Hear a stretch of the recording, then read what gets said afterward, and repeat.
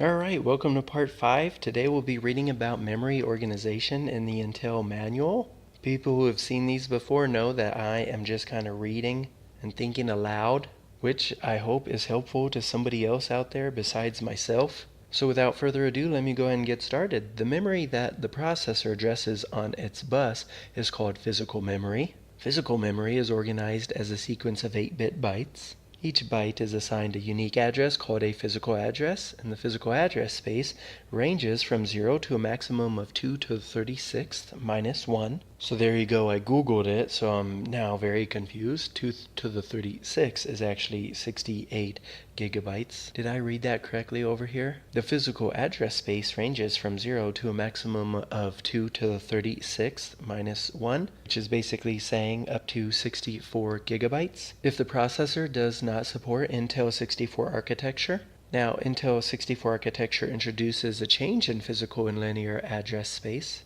They've talked about what physical address space is, but they're not giving specifics so far about linear address space. But let's keep rolling. It's going to tell us that there are descriptions in section 3.3.3 and so on. To go down a bit here, it says virtually any operating system or executive designed to work with the IA32 or Intel 64 processor will use the processor's memory management facilities to access memory. Alright, so the memory management facilities will be used to get to all that memory. These facilities provide features such as segmentation and paging, which allow memory to be managed efficiently and reliably. Now, I was just learning about this the other day. It looks like most operating systems are paging, and this segmentation idea is a rare thing nowadays. Don't quote me on that, of course. Go out and do your research. Memory management is described in detail in Chapter 3. Blah, blah, blah. The following paragraphs describe the basic methods of addressing memory when memory management is used. Alright, so here's the good stuff. When employing the processor's memory management facilities, programs do not directly address physical memory. Instead, they access memory using one of three memory modules: flat, segmented, or real address mode. So it says mode here, but then it's going to give us three models. The flat memory model, memory appears to a program as a single continuous address space. The space is called a linear address space. Yay, there we go. Code, data, and stacks are all contained in this address space. I've seen this quite a bit in assembly code. Now, linear address space is byte addressable with addresses running contiguously from 0 to 2 to the 32, if not in a 64-bit mode. So above it said 2 to the 36, below here it's saying 2 to the 32. I am not quite sure what's going on. But let's go ahead and ask a question. A good question would be, what type of address space does the flat memory model use, which is that linear space we just talked about, and what is contained in this space? This is your opportunity to say things that you'll be saying in assembly code if you ever get there. You'll be working with code, data, and stacks. Memory appears to a program as a group of independent address spaces called segments.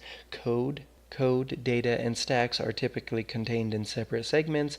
To address a space in a segment, a program issues a logical address. This consists of a segmented sector and an offset. Logical addresses are often referred to as far pointers. The segment selector identifies the segment to be accessed, and the offset identifies a byte in the address space of the segment. Programs running on an IA32 processor can address up to 16,000 segments of different sizes and types, and each segment can be as large as 2 to the 32nd bytes. Internally, all the segments that are defined for a system are mapped into the processor's linear address space. To access a memory location, the processor thus translates each logical address into a linear address. Alright, so we're going back to something we know here, and this translation is transparent to the application or program. So it sounds like, to summarize this, if you are using segmentation, this will ultimately get mapped to linear addresses. So everything goes back to linear addresses. That's a big takeaway I'm getting right now. Now this paragraph says the primary reason for using segmented memory is to increase the reliability of programs and systems. For example, placing a program's stack in a separate segment prevents the stack from growing into the code or data space and overwriting instructions or data respectively. Alright, that's a very important paragraph. It's basically telling us how to avoid buffer overflows. So however you want to say that, here's the question: what is the reason for using segmented memory. Now we have real address mode memory module. Okay, so that clarifies that little thing right here where it said mode. So real address mode is a memory module. This is the memory module for the Intel 8086 processor. It is supported to provide compatibility with existing programs written to run on the Intel 8086 processor. So kind of like some ancient history here. It looks like Intel really values those programs, or maybe values history in that sense. So here's the 8086 processor. It's going to maybe look kind of old to you. It's a 16-bit microprocessor. Don't get tripped up over that word micro. It's just a processor. So this real address mode uses a specific implementation of segmented memory in which the linear address space for the program and the operating system executive consists of an array of segments of up to 64 kilobytes in size each. Did I read that wrong? Consists of an array of segments of up to 64 kilobytes in size each. And just strangely worded, I think. So the maximum size of the linear address space in real address mode is 2 to the 20th bytes. Also see chapter 20 on 8086 emulation. Cool, emulation is cool. So here's a nice little picture for us to look at to compare to our knowledge today. Remember, we're learning all about memory management. So the flat model has this linear address and it goes to a linear address space. There's that address space. This is the same address space we've seen before in our pictures right here of the basic execution environment. Pop quiz, what are we looking at right here? Is this a 32-bit or 64-bit design? Well, if your first move was to look at the 8 32-bit registers for general purpose registers, that was smart, because now you know it's a 32-bit system. So we have address space in both those systems. So it looks like the segment model treats that address space differently, as in non-contiguously. You have these segments, and an offset will determine where that segment goes to.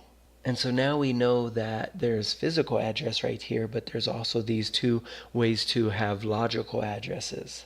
In both models, it looks like they have segments, so logical addresses are used for segments. So let me go down here and ask that question. What is the real address mode model used for? And remember what we had read, that it's for the 8086 processor. So this is some ancient tech. This way of working with memory seems to only exist so that old programs can continue to run on these new processors. So let's finish this video up with paging in virtual memory. It says with the flat or the segmented memory model, linear address space is mapped into the processor's physical address space either directly or through paging. When using direct mapping, paging disabled, each linear address has one-to-one correspondence with a physical address. Linear addresses are sent out on the processor's address lines without translation. A good question for that would be, what happens when a direct mapping occurs? And I'm looking for an answer like, when you're using direct mapping, you have paging disabled. Now, I'm not real clear on paging yet, so if you're not either, just be patient. It says when using the 32 architecture paging mechanism, that is paging enabled, linear address space is divided into pages which are mapped to virtual memory. The pages of virtual memory are then mapped as needed in a physical memory. When an operating system or executive uses paging, the paging mechanism is transparent to an application program. All that the application sees is linear address space. It goes on to say, in addition, 32 architecture paging mechanisms include extensions that support a physical address extension, so that's called PAE. So this extension is used to address physical address space greater than 4 gigabytes. Then you have page size extensions to map linear address to physical address in 4 megabyte pages.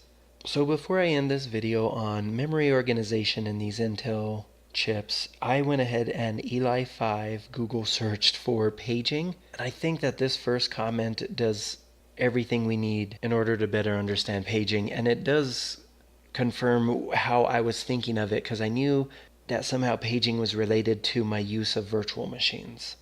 So when I do some of these things like Hack the Box, I was told to create a virtual operating system, and then that way if something happens, if I screw up my computer, it's going to be okay, because I could just delete this operating system and then recreate one. I'm in this so-called safe environment. And it's safe because this paging thing is happening. I'm still not 100% clear on that, like why it's so much safer. But let me just say that, simply put, paging means that you are using your hard drive as if it was RAM. And that's what this part of the manual is saying, is when you have paging enabled, you can have a program running that uses data from the hard drive. And when it needs to do that, that space in the hard drive is just mapped to RAM. So that's the very first sentence here, paging in virtual memory. With the flat or the segmented memory module, linear address space is mapped into the processor's physical address space either directly or through paging. So you either directly keep everything in RAM, in RAM that the program is needing to use, or you use this paging system so that you can use virtual memory, meaning you can use a memory that's on the hard drive. And I vaguely remember learning about page tables. So let me ask the question, like, what is paging? And kind of leave it up to you to explain what I just tried to explain. Maybe you could pause right here and read this explanation. I think it's a good one. But he basically gave me the words I needed, which was hard drive and RAM, and how they are related to each other in the context of a chip using this paging system. And also, I'm walking away with a clear distinction of what physical address space means. So if you could finish off the video by answering that for me, that would be great. What is physical address space versus linear address space? All right, thank you for watching.